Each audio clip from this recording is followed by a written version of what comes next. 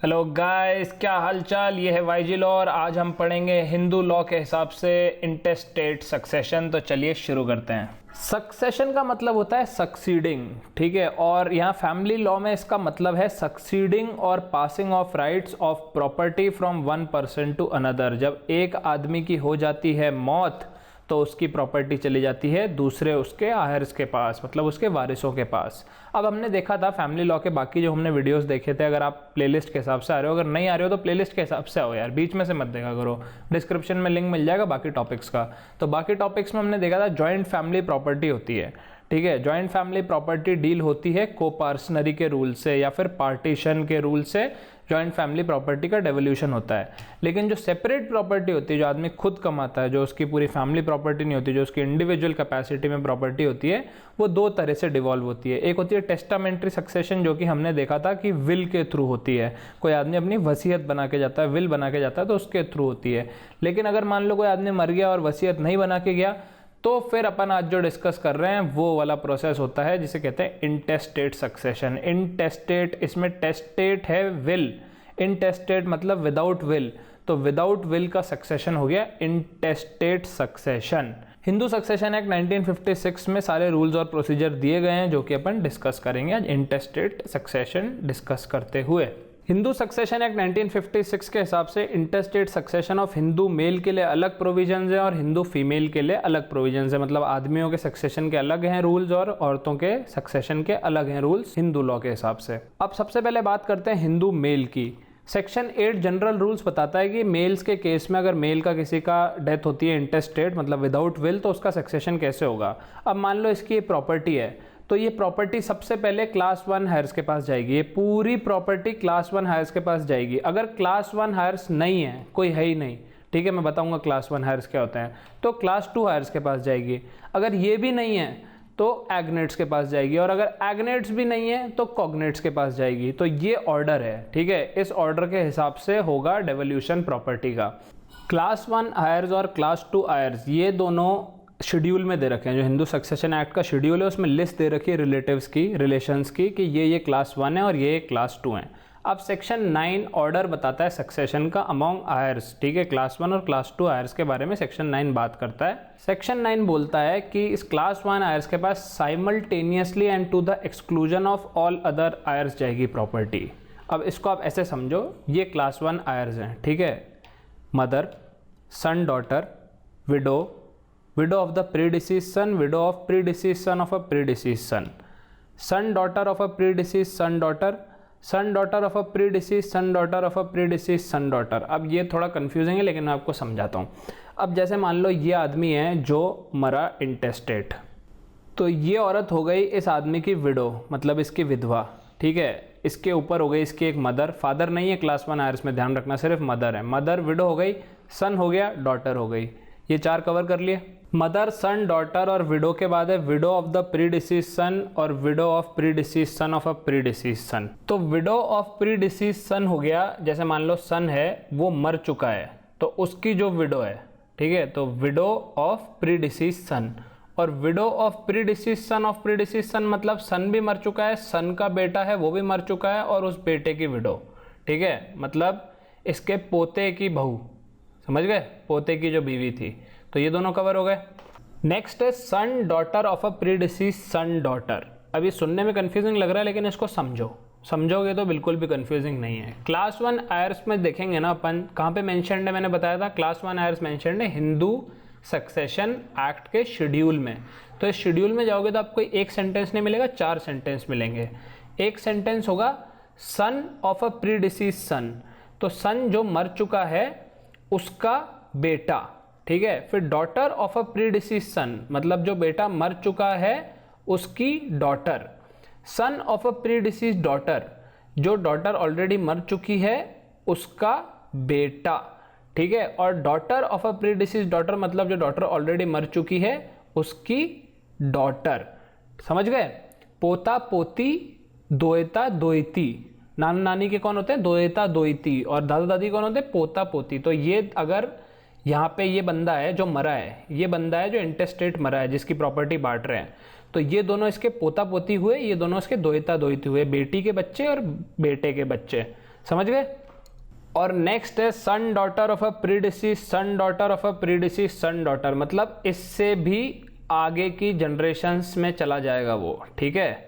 अब मैं इतना बड़ा आपको टेबल बना के बता नहीं रहा, लेकिन आप समझ गए ना कॉन्सेप्ट। तो ये सारे के सारे जो है ना, mother, son daughter, widow, widow of प्रीडिसीज son, widow of प्रीडिसीज son of प्रीडिसीज son, son daughter of प्रीडिसीज son, son daughter of प्रीडिसीज son, son daughter of प्रीडिसीज son daughter, ठीक है। ये सारे के सारे क्लास 1 आयर्स हैं।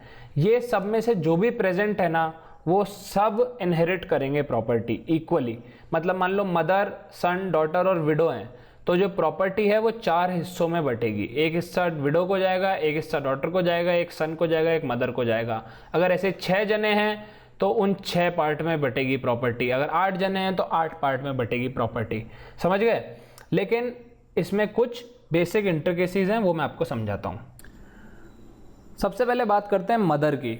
मदर में इंक्लूड होगी अडॉप्टिव मदर भी। अब जैसे कोई बच्चा है, उसकी अडॉप्टिव मदर है, मतलब अडॉप्ट किया है उन्होंने बच्चा, तो उसकी जो नेचुरल मदर है वो एक्सक्लूड हो जाएगी ऑटोमेटिकली। समझ गए। नई वाली अगर अडॉप्टिव मदर को मदर मान रहे हो तो पुरानी वाली के साथ रिश्ते टूट जाते हैं, अपन ने अडॉप्शन में पढ़ा था। और मदर को एंटाइटलमेंट है अपने इलेजिटिमेट सन के ऊपर भी, सेक्शन 3(1)J के हिसाब से। फादर को अपने इलेजिटिमेट सन के ऊपर नहीं है ये हक। इलेजिटिमेट सन की जो प्रॉपर्टी है फादर इनहेरिट नहीं कर सकता, लेकिन मदर कर सकती है। उसके बाद Jayalakshmi Ammal and others versus TV Ganesha Iyer 1971 का केस है। इसमें डिसाइड हुआ था कि unchastity of the mother is no bar as to her inheriting from her son even if she is divorced और रीमैरिड। मतलब उसकी माँ जो है, उसके पापा से अगर उसका डिवोर्स भी हो जाता है और दोबारा शादी भी हो जाती है, तो भी वो इनहेरिट करेगी अपने बेटे से, ठीक है। फिर सन डॉटर की जहाँ तक बात आती है तो अडॉप्टेड चिल्ड्रन भी सन डॉटर ही माने जाते हैं। और वॉइड और वॉइडेबल मैरिज में भी अगर कोई बच्चा पैदा हुआ है तो उसे लेजिटिमेट चिल्ड्रन माना जाता है और वो भी इनहेरिट कर सकता है। ये लिखा है section 16 of Hindu marriage act में। उसके बाद विडो की जब बात आती है तो अगर एक से ज़्यादा विडो है तो उन्हें एक ही शेयर मिलेगा। अब मान लो मदर, सन और विडो है, ठीक है, जो आदमी मरा है उसकी विडो, लेकिन 2 विडो हैं। अब आप बोलोगे हिंदू में 2 विडो कैसे हो सकती हैं? हिंदू मैरिज एक्ट 1955 में आया है। उससे पहले जो शादियां होती थी तो 2 बीवियां हिंदुओं में भी लोग रखते थे।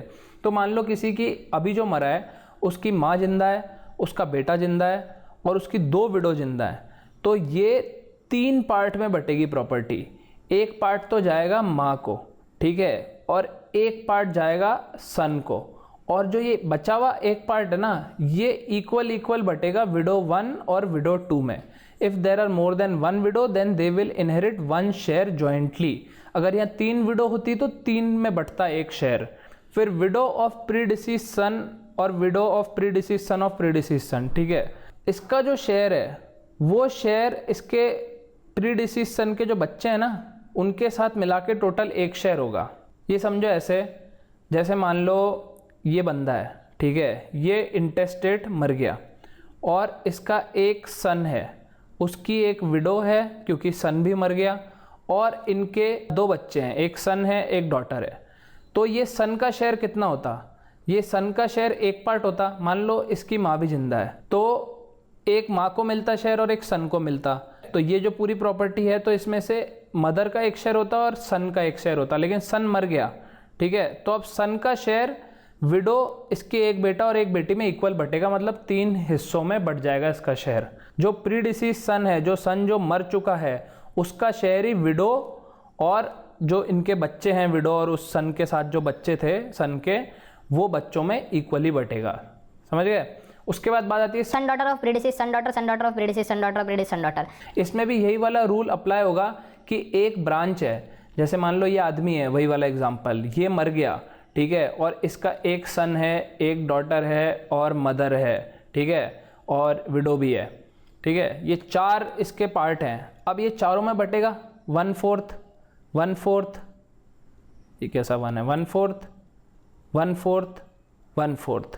अब इधर क्या है, son daughter of प्रीडिसीज son daughter. अब इसके नीचे भी ब्रांचेस जाएंगी, मैंने आपको बताया था, और उनके नीचे भी ब्रांचेस जाएंगी। तो वो जो नीचे वाली ब्रांचेस है ना, वो सबका शेयर मिला के 1/4 से ज़्यादा नहीं हो सकता।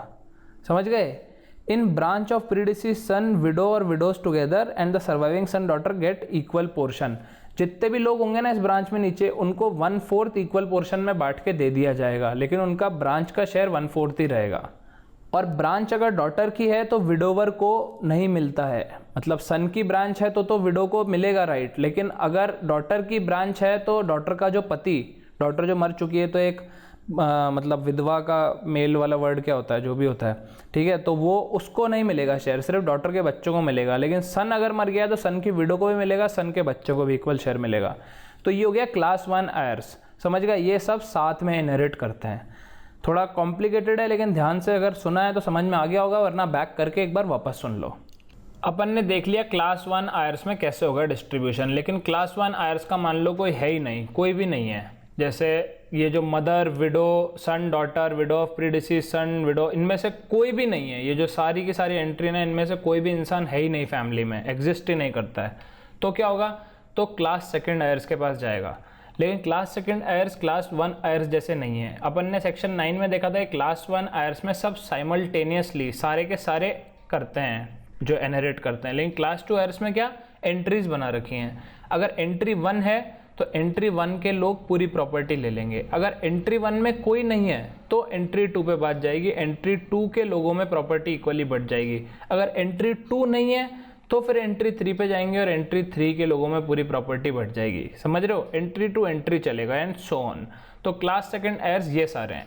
सबसे पहला तो है फादर। मान लो क्लास 1 आयर्स नहीं है कोई से भी और क्लास 2 आयर्स में फादर प्रेजेंट है, तो फादर एंट्री 1 है, ये एंट्रीज हैं 1 से लेके 9 तक। तो एंट्री 1 में फादर को पूरी प्रॉपर्टी मिल जाएगी, इसमें अडॉप्टिव फादर भी इंक्लूडेड है।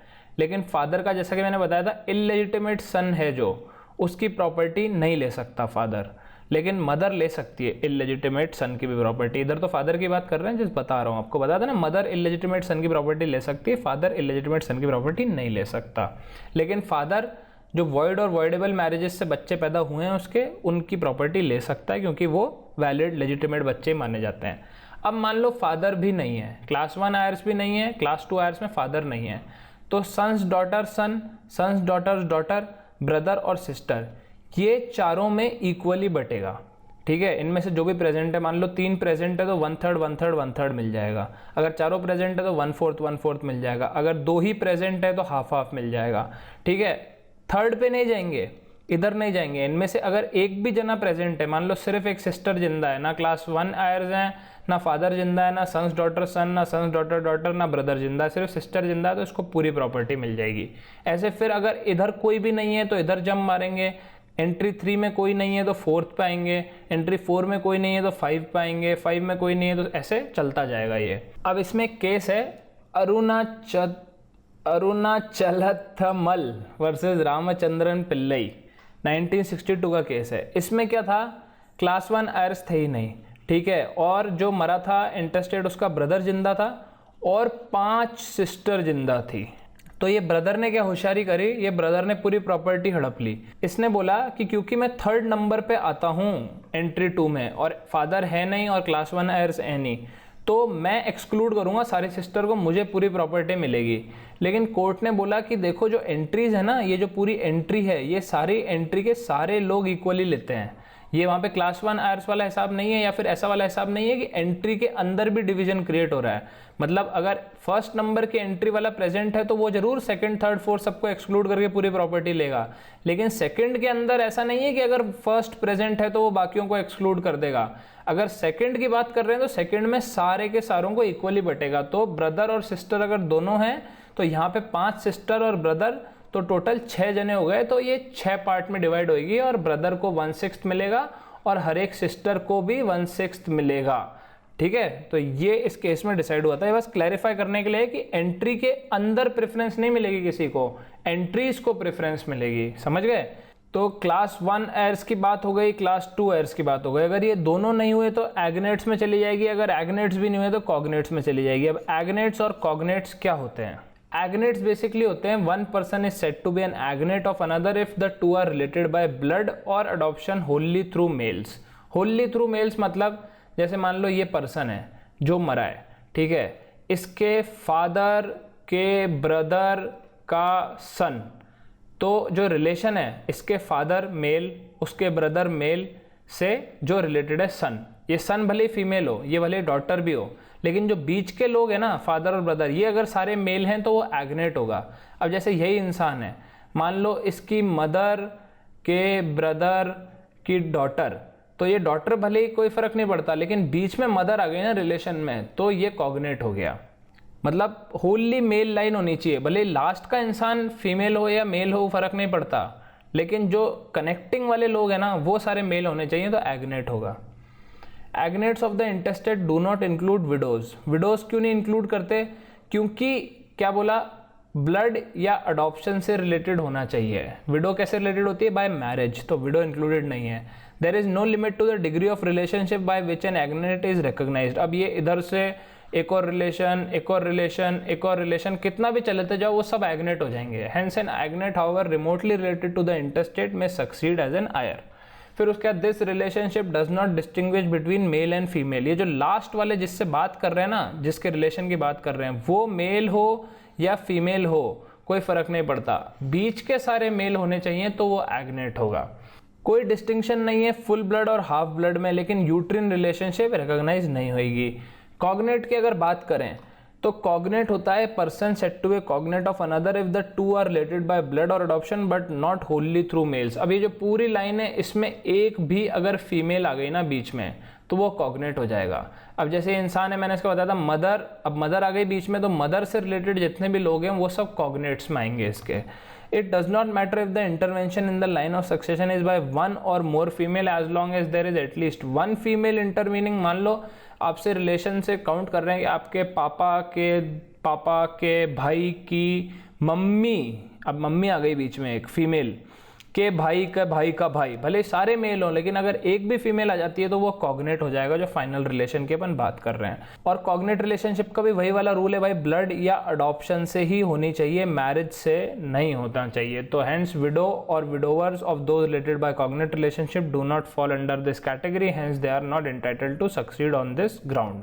तो ये हो गए एग्नेट और कॉग्नेट। पहले एग्नेट को देखेंगे, अगर मान लो क्लास 1 आयर्स भी नहीं है, क्लास 2 आयर्स भी नहीं है, एग्नेट्स भी नहीं है, तो कॉग्नेट्स के पास चली जाएगी प्रॉपर्टी।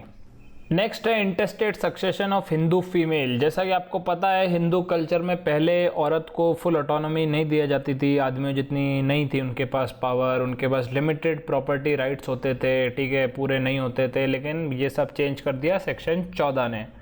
सेक्शन 14 ने दिया property of a female Hindu to be her absolute property, उसको पूरा राइट दे दिया और उसको लिमिटेड ओनर से फुल ओनर बना दिया सेक्शन 14 हिंदू सक्सेशन एक्ट ने। Section 15 general rules of succession देता है in case of female Hindus. The property of a female Hindu dying intestate shall devolve according to the rule set out in section 16। Section 16 के rule तो मैं आपको बता दूंगा। ये ऑर्डर है, Firstly, upon the sons and daughter, including the children of any predeceased son or daughter and the husband. Secondly, upon the heirs of the husband. Thirdly, upon the mother and father. Fourthly, upon the heirs of the father. And lastly, upon the heirs of the mother. तो वही वाला rule जो class 2 Aires में अपन ने लगाया था, अगर ये प्रेजेंट है तो ये सबको एक्सक्लूड करेगा, अगर ये प्रेजेंट नहीं है, ये प्रेजेंट है तो ये सबको एक्सक्लूड करेगा, अगर ये दोनों प्रेजेंट नहीं है, ये प्रेजेंट है तो ये इन दोनों को एक्सक्लूड करेगा, ऐसे ही चलेगा, ठीक है। और दूसरा रूल ये है कि मान लो कोई मर गया है बच्चा, तो उसकी, अब जैसे मान लो ये जो फीमेल थी इंटेस्टेड जो मरी, ठीक है, इसका सन या डॉटर, ठीक है, अब इनमें से कोई और प्री डिसीज्ड है तो ये ब्रांच को उतना ही पार्ट मिलेगा जितना ये सन को मिलने वाला था, ठीक है।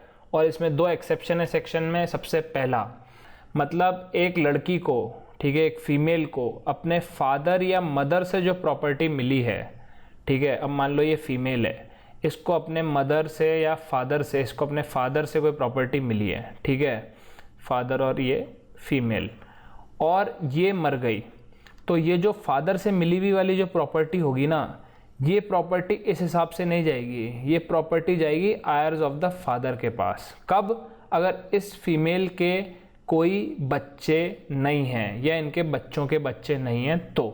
पहला तो ये हो गया फादर या मदर से मिली हुई प्रॉपर्टी के बारे में। दूसरा एक्सेप्शन है कि प्रॉपर्टी फादर की जगह हस्बैंड से मिली हो, ठीक है, हस्बैंड से मिली हो या फादर इन लॉ से मिली हुई हो, मतलब ससुराल वाली साइड से प्रॉपर्टी मिली हो अगर उसको, और वो मर जाती है और मरने के बाद उसका कोई बेटा या बेटी या कोई प्रीडिसीज सन या डॉटर के आयर्स नहीं है, तो आयर्स ऑफ द हस्बैंड के पास जाएगी, ठीक है। मतलब फादर से अगर प्रॉपर्टी मिली है और बेटा बेटी या प्रीडिसीज सन, मतलब वो सारा हिसाब नहीं है, तो फादर के आयर्स के पास जाएगी। अगर फादर इन लॉ हस्बैंड से मिली है तो हस्बैंड के आयर्स के पास जाएगी। जो इनसे प्रॉपर्टी मिली है वही वाली, ये स्पेशल रूल है, ठीक है। तो ये हो गया general rule of succession in case of female Hindus. ये तो ज़्यादा कॉम्प्लिकेटेड था भी नहीं, ईजी है। सेक्शन पढ़ लेना और सेक्शन 16 पढ़ लेना, समझ में आ जाएगा। ज़्यादा दिमाग मत लगाना क्योंकि इतना डिटेल में घुसने की ज़रूरत नहीं है। तो गाइस हिंदू मेल और हिंदू फीमेल का इंटेस्टेट सक्सेशन हमने कर लिया। अब एक जनरल प्रोविजन है सक्सेशन एक्ट, जो हिंदू सक्सेशन एक्ट 1956 के कुछ प्रोविजन हैं जो पता होने चाहिए, तो वो आपको बता देता हूँ कि पूछ ले एग्जाम में। सेक्शन 17 में बात की है मरुमकट्टयम और अलिया संतना लॉज के बारे में। अब ये दोनों क्या हैं, ये दोनों सोसाइटीज़ हैं, कल्चर हैं साउथ में, कर्नाटका केरला में, जहाँ पे मेट्रियार्की फॉलो होती है। तो उनको थोड़े स्पेशल प्रोविजंस चाहिए, कुछ एक्सेप्शंस चाहिए, तो वो इधर सेक्शन 17 में दे रखे हैं। उसके बाद सेक्शन 18 बात करता है कि फुल ब्लड रिलेटिव को प्रेफर किया जाएगा हाफ ब्लड रिलेटिव के कंपैरिजन में। सेक्शन 19 बात करता है मोड ऑफ सक्सेशन ऑफ 2 और मोर आयर्स, मतलब 2 जने साथ में अगर ले रहे हैं प्रॉपर्टी, सक्सीड कर रहे हैं, तो क्या होगा, जो मोड ऑफ आयर होगा वो क्या होगा। तो इसमें 2 चीज़ें हैं वो समझने की ज़रूरत है। सबसे पहला तो कि पर कैपिटा होगा, पर स्टर्पीज नहीं होगा, जो होगा डिवीजन, बताता हूँ क्या है। और दूसरा टेनेंट्स इन कॉमन वो लेंगे, जॉइंट टेनेंट्स की जैसे नहीं लेंगे, ये भी मैं आपको बताता हूँ। पर कैपिटा और पर स्टर्पीज में ये अंतर है कि जैसे मान लो ये राहुल है, ठीक है, अब राहुल मर गया और राहुल के मरने के बाद राहुल का एक सन है और 2 डॉटर हैं, ठीक है। तो पर स्टर्पीज का मतलब ये है कि अगर मान लो सन नहीं है, ठीक है, सारे हिंदू लॉ के रूल भूल जाओ, कॉन्सेप्ट समझो सिर्फ।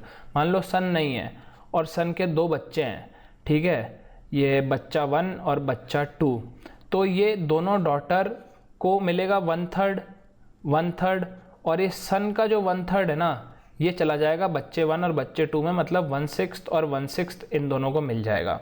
लेकिन ये होता है पर स्टर्पीज। अपने क्या पूरा का पूरा सिस्टम दे ही रखा है, क्लास 1 क्लास 2 पूरा ढंग से बता रखा है। तो जो डिस्ट्रीब्यूशन होगा ना उस सिस्टम को फॉलो करने का, तो पर कैपिटा होगा।